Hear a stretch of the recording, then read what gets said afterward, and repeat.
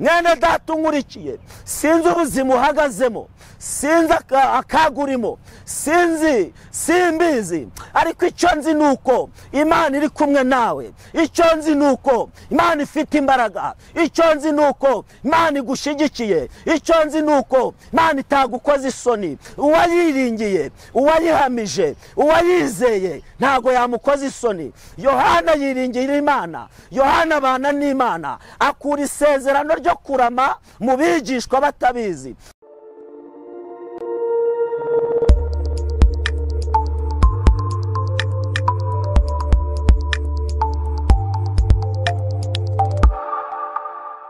Turongeye tubahaye ikaze kandi nanone ku Byiringiro by'Abera TV. Uyu ni wa mwanya twongeye guhuriramo, duhuye Imana ibyishimiye ko twongera kuganira ijambo ryayo. Dushimiye kandi buri muntu wese udukurikira ku Byiringiro by'Abera,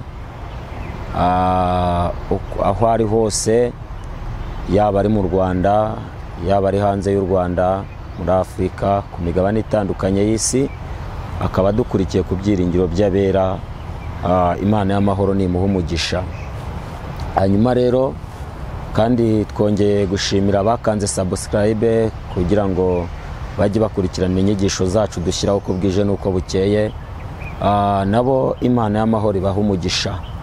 Hanyuma rero ningiye ubasuhuza, nitwa Gatete Evode. Hanyuma kandi abantu nanone batarakanda subscribe, turabashishikariza gukanda subscribe kugira ngo bajye bakurikira inyigisho zica ku Byiringiro by'Abera uko bwije n'uko bukeye. Kandi tuzi neza yuko Imana izabagirira neza. Kandi noneho dusaba n'abandi bakanda share, bagaha abandi ikiganiro kugira ngo nabo bumve ijambo ry'Imana, babohokera imbere y'Imana. Imana y'amahoro ibaha umugisha. Ndagira ngo rero dusenge Imana, hanyuma nitumara gusenga Imana twumve ikintu Imana igiye kuvugana natwe muri uyu mwanya w'ijambo. Turagushimiye Mana nziza, uri Imana igira neza, uri Imana ishobora byose, uri Imana yumva gusenga, uri Imana y'amahoro, uri Imana y'amasezerano, uri Imana y'icyubahiro, uri Imana y'imbabazi nyinshi.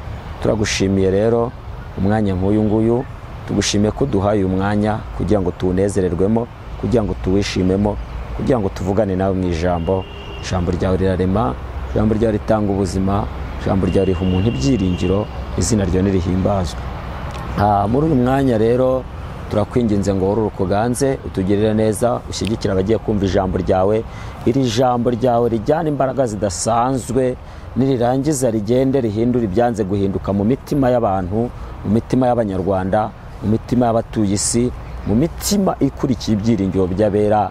Iri jambo rigira ibyo risenya muri bo bitari iby'umumaro, hanyuma rigira ibyo byubaka by'umumaro. Urakoze rero, tuguhaye ikaze, dushyigikire muri uyu mwanya mu izina rya Yesu, amen, amen. Munyemerere dufate Bibiliya zacu, hanyuma dusome mu gitabo cy'ibyahishuriwe Yohana. Dusome ibice byaho bitatu, duhere ku murongo wa 7. Igitabo cy'ibyahishuriwe Yohana, ibice bitatu, duhere ku murongo wa 7. Haranditse imbanziriza amagambo, aravuze ngo urwandiko rwandikiwe ab'i Filadelifiya. 7 haratubwiye ngo wandikire marayika w'itorero ry'i Filadelifiya uti, uwera kandi w'ukuri, ufite urufunguzo rwa Dawidi, ukingura ntihagire ukinga, kandi ukinga ntihagire ukingura. Aravuga aya magambo ati, nzi imirimo yawe, dore nshyize imbere yawe urugi rukinguye, kandi ntawe ubasha kurukinga, kuko ufite imbaraga nke, nyamara ukitondera ijambo ryanjye, ntiwihakane izina ryanjye. Dore nguhaye bamwe bo mu isinagogi ya Satani, biyita Abayuda nyamara atari bo, ahubwo ari abanyabinyoma.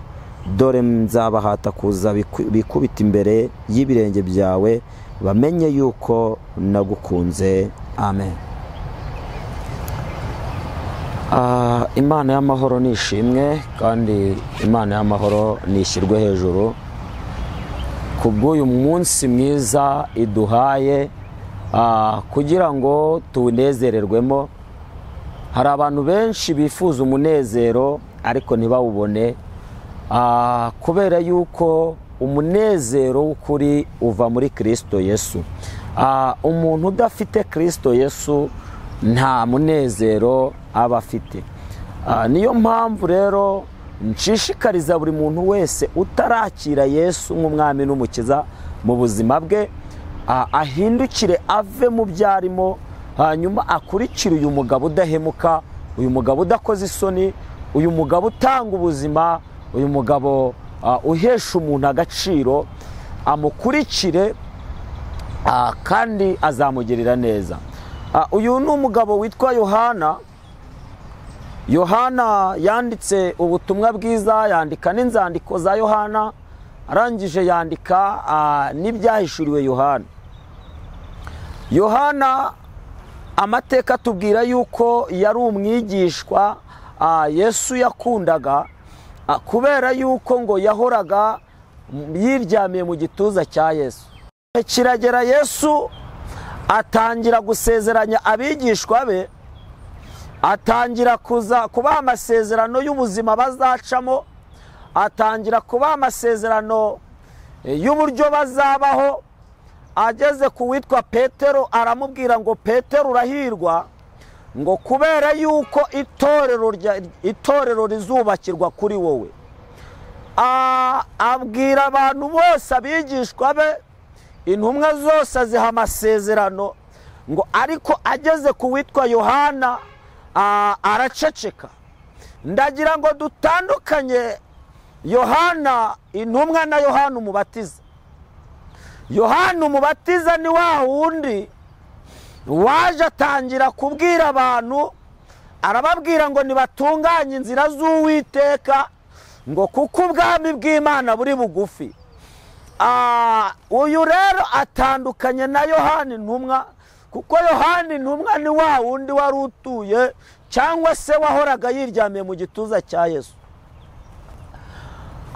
Yesu abigishwa babonye uburyo ageze kuri Yohana agaceceka akifata ntagire ikintu avuga, uwitwa Petero ngo arangije yari icyomotsi cyangwa se yakundaga kuvuga byihuse, ngo arangije ngo abaza Yesu, aramubwira ngo turagushimiye data, twebwe ubwacu uduhaye amasezerano y'ubuzima tuzacamo. Bavuga ngo turabishimiye, tumenye uburyo tuzitwara ndetse tumenye n'uburyo tuzakora uyu murimo. Ariko se reka njyewe ngira icyo nkubaza, uyu Yohana kumugezeho ugataruka ukaha abandi amasezerano, ariko wahagera kuri Yohana ugaceceka, mbese ni ukubera iki? Ushatse kuvuga ko Yohana umuciye muri twe, cyangwa hari indi gahunda umufiteho? Mana ishimwe. Ndagira ngo nkubwire, niyo wasenga Imana igaceceka. Hari igihe usenga Imana ikavugana nawe, ariko hari n'igihe usenga igaceceka. Ariko kuba yacecetse si uko itumvishe gusenga kwawe, ahubwo hari ibyo iri gutegura ku buzima bwawe itagomba kukumenyesha mbere y'uko ubikora. Mana ishimwe. Petero ahagurukira mu bandi aravuga ngo nge ndashaka kubaza ikibazo, kubera iki Yohana ntacyo umuvuzeho? Kubera iki Yohana ahora aryamye mu gituza cyawe? Twari tuzi ko umukunda, ariko none turabona nta kintu umumariye, kubera yuko nta buzima bw'umuhaye, nta buzima bw'ejo hazaza umubwiye azacamo. Ngo ariko Yesu yumvisha amagambo ya Petero, ngo abwira Petero, aravuga ngo Petero, kubera iki ubaza gutyo? Uyu Yohana nimba ngira ngo azarame, kuki ushaka kubimenya? Ako kanya Yohana bakuye isezerano aho ngaho ryo kurama. Imyaka iragenda, imyaka iba myinshi, Yesu abakurwamo, yisubirira mu gihugu cyo mu ijuru. Habaho igihe cyo kumutegereza, bajya mu cyumba cyo hejuru, ariko Yesu aboherereza Mwuka Wera wo kubafasha uyu murimo. Ndagira ngo nkubwire wowe nkurikiye, kugira ngo Yesu akoherereze ubundi bufasha, Yesu akohereza izindi mbaraga, Yesu akoherereza ubundi butware, Yesu akongerereze imbaraga zituma uhamya. Ngo umwuka wera aramanuka atangira kubakoreramo, baragenda bajya mu mahanga atandukanye, bajya kuvuga ubutumwa, bajya kuvuga umugabo witwa Yesu. Ngo habaho igihe cyo guhura n'ingorane kw'intumwa, habaho igihe cyo kubabaza intumwa, habaho igihe cyo kwica intumwa. Bafata abigishwa bose, bamwe bababamba babacuritse, abandi babaca ibihanga, abandi barabatwika, abandi babicisha amabuye. Ngo ariko bageze kuri Yohana, haleluya, bageze ku mugabo witwa Yohana, ngo baramufata, ngo bamushyira mu isekuru, ngo barangije barasekura. Ngo ariko bajya gusekura, Imana ikabafata amaboko. Haleluya, haleluya. Ndagira ngo nawe nkubwire, ahantu bagushize n'ibyo bagamije kugukorera, Imana ibafata amaboko kugira ngo batagira icyo bagukoraho. Ngo birangije, uyu mugabo witwa Yohana babona afite imbaraga zidasanzwe, babona ariho uburinzi budasanzwe. Ngo bigira inama yo kumukaranga mu ngunguru y'amavuta. Bikorwa n'abagabo bo kwa Domesiyane, babikora muri 96. Baramufashe, bamucaniye ingunguru y'amavuta, barangije ngo baramukaranga. Ngo ariko ngo mu gihe cyo kumureba, ngo barangije ngo basanga Yohana bashyizemo ari umusaza, basanga ngo yahindutse umusore mutoya. Ngo birabayobera. Barangije ngo bigira inama yo kumushyira ku kirwa cyitwa Patimo. Iki kirwa cyari ikirwa kibi, cyari ikirwa cyabagaho inyamaswa z'inkazi, cyari ikirwa cyabagaho inzoka za sikorupiyo, cyari ikirwa cyabagaho ibibugu, cyari ikirwa cyabagaho inyamaswa zifite ubumara. Iyo wageragaho inyamaswa ikakuruma nta minota myinshi wahamaraga. Imana ishimwe. Ngo baramufashe bamushyize ku kirwa. Ngo ageze ku kirwa, ngo Imana iramusanga. Ngo atangiye yibereye aho ngaho, yumva ijwi rimuhamagara, riramuhamagara mu izina, riramubwira ngo Yohana, icyo ubona ucyandike. Itangira kumuha amasezerano yo kwandikira amatorero 7 yo muri Aziya. Ngo Yohana atangira kwandika. Ngo arimo yandika bukeye, ngo baraza baje kumureba, bahageze basanga arimo arandika ntacyo yabaye. Ngo hanyuma ngo baravuga ngo uyu Yohana, ngo ikintu kiri gutuma yandika twakibonye, ngo ni amaboko. Ngo bajye inama yo kumuca ukuboko. Ndashaka kubwira abantu ngo uyu Yohana hari ibindi batamenye kuri we. Yohana yameze amaboko 2, kuko uwo munsi bamuciye ukuboko kwandikaga, ngo ariko bukeye bagarutse basanga yameze ukundi kuboko. Ndashaka kukubwira ngo ikintu cyose bagukorera hatarimo umugambi w'Imana ntacyo waba. Ngo Yohana atangira kwandika, yandikira aya matorero 7. Ngo ageze kuri iri torero twasomye ryitwa Filadelfiya, ngo araryandikira arabwira ngo wera kandi w'ukuri, ufite urufunguzo rwa Dawidi, ukinga ntihagire ukingura. Aravuga aya magambo ngo nzi imirimo yawe, aravuga ngo dore kiza imbere yawe urugi rukinguye kandi nawe ubasha kurukinga. Ndashaka kubwira abantu bose bankurikiye ngo Imana nibakingurira inzugi zikinze ku buzima bwabo, Imana nikingura inzugi zikinze mu kazi kabo. Kandi mbabwira ngo aha Imana yakinguye nta muntu n'umwe ubasha gukingura kukinga, kandi aho yakinze nta nubasha gukingura. Imana ishimwe. Ngo Yohana yandikira aya matorero, arayandikira yose uko ari 7. Arangije yoherereza inzandiko, aboherereza ubu butumwa burimo. Mwene data unkurikiye, sinzi ubuzima uhagazemo, sinzi akagurimo, sinzi simbizi, ariko icyo nzi ni uko Imana iri kumwe nawe.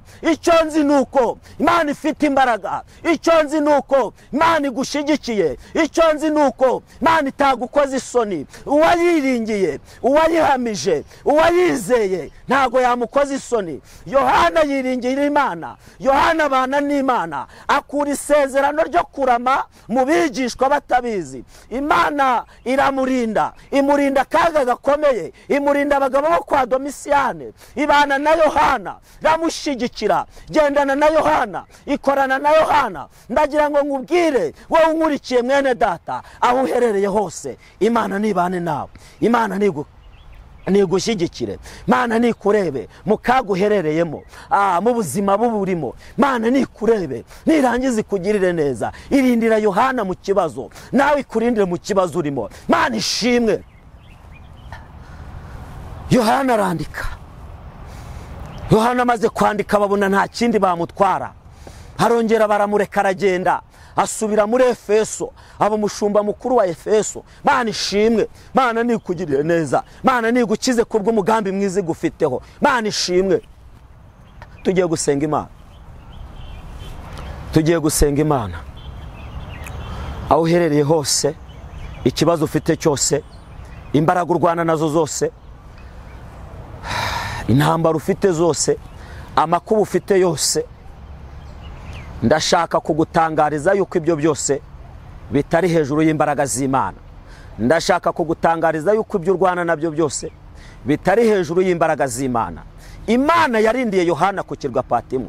Imana yarindiye Yohana mu ngunguru y'amavuta. Niyo iri kumwe nawe. Imana ishimwe. Turagushimiye data mwiza, uri umwami mwiza, uri umurengezi mwiza, ugira neza bugacya bukira. Dusanze wararokoye Yohana umukiza urupfu rukomeye, kandi Yohana yapfuye urw'ikirago. Ntago yishwe azira ibyawe, ntago yishwe azira kuvuga ubutumwa bwiza. Yapfuye ari umusaza ashaje. Turagushimiye. Natwe turakwinginze kugira ngo ukingure inzugi zikinze ku buzima bwacu, nk'uko wandikira itorero ry'i Filadelfiya. Natwe nukingura inzugi zikinze ku buzima bw'Abanyarwanda, ku buzima bw'abatuye isi, ku buzima bw'abagukorera, ku buzima bw'abanyamasengesho, ku buzima bw'abavugabutumwa, ku buzima bw'abakumva, ku buzima bw'abagukorera. Kingura inzugi Yesu, kingura inzugi. Kingura inzugi z'abacuruza, kingura inzugi z'abagukorera, kingura inzugi z'abahanuzi. Oya, kingura inzugi Mwami. Urakoze kubikoze. Shyirwa hejuru kubw'izina ryawe rikomeye. Ni mu izina ryiza rya Kristo Yesu tubisabye twizeye. Amen. Amen.